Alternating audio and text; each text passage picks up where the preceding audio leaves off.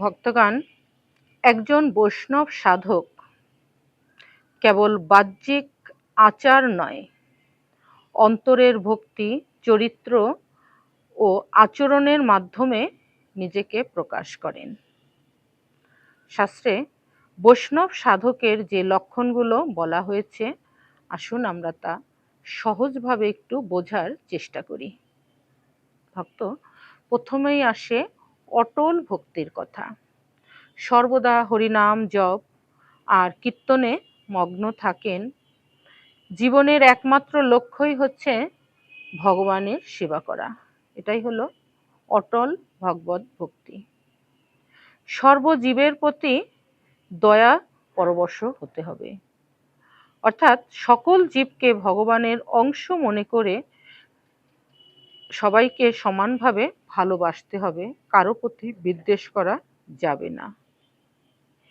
এরপর আসে অহিংসা আর শান্ত স্বভাব।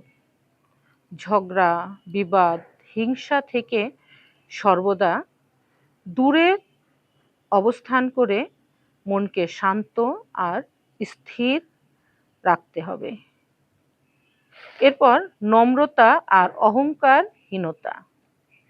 নিজেকে সবসময় তুচ্ছ ও দাস মনে করতে হবে, কখনো গর্ব বা অহংকার প্রকাশ করা যাবে না।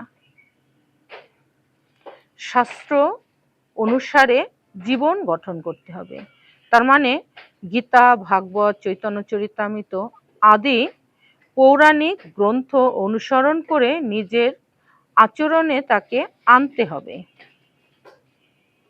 সরলতা আর সত্যবাদিতা।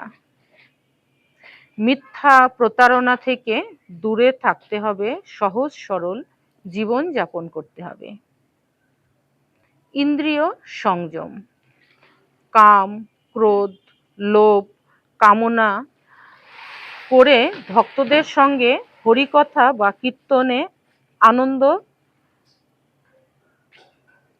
কাম, ক্রোধ, লোভ ইত্যাদি দমন করে সংযত এবং পবিত্রভাবে জীবন যাপন করতে হবে। এরপর আসে সাধু সঙ্গের কথা। সদা সাধু সঙ্গ কামনা করে তাদের সঙ্গে হরিকথার কীর্তনে আনন্দ উপভোগ করতে হবে। সহনশীলতা বা তিতিক্ষা। অপমান, কষ্ট সহ্য করতে পারেন, প্রতিকূল অবস্থাতেও ভগবানের উপর বিশ্বাস রাখতে হবে, ভগবান আমাকে এই যন্ত্রণা থেকে অবশ্যই উদ্ধার করবেন। এরপর নিজের জন্য কিছু চান না, সর্বদা অন্যের কল্যাণে ব্যস্ত থাকতে হবে, অর্থাৎ অপরের মঙ্গল কামনা করতে হবে। তো ভক্ত, আমরা সংক্ষিপ্ত পরিসরে একটু বোঝার চেষ্টা করলাম যে একজন বৈষ্ণব সাধক হলেন এমন একজন ব্যক্তি যিনি ভক্তি, নম্রতা, দয়া, সংযম এগুলোকে নিজের জীবনে ধারণ করতে পারেন এবং সর্বদা ভগবানের প্রেমেই নিজেকে নিবেদিত রাখেন। হরি বল।